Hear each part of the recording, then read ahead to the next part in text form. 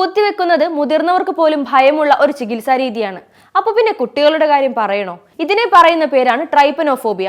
ഇത്തരത്തിലുള്ളവർക്ക് സന്തോഷ വാർത്തയുമായി എത്തിയിരിക്കുകയാണ് Bombay IIT. Shock syringe എന്ന പേരിലുള്ള ഈ പുതിയ സാങ്കേതിക വിദ്യ സൂചിയില്ലാതെ മരുന്ന് ശരീരത്തിലേക്ക് എത്തിക്കാൻ സഹായിക്കുന്നതാണ്.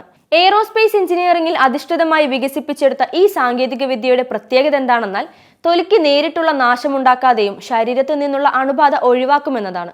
എലികളിൽ വിജയകരമായ പരീക്ഷണത്തിന് ശേഷം മനുഷ്യരിലേക്കും പരീക്ഷണം നീങ്ങുമെന്നാണ് ഗവേഷണ സംഘം വ്യക്തമാക്കുന്നത്. ശബ്ദവേഗത്തേക്കാൾ വേഗത്തിൽ സഞ്ചരിക്കുന്ന ഉയർന്ന ഊർജ്ജ സമ്മർദ്ദ തരംഗങ്ങൾ അഥവാ ഷോക്ക് വേവ്സ് ചർമ്മം തുളച്ചുകയറി മരുന്നടിപ്പിക്കുന്ന രീതിയാണത്.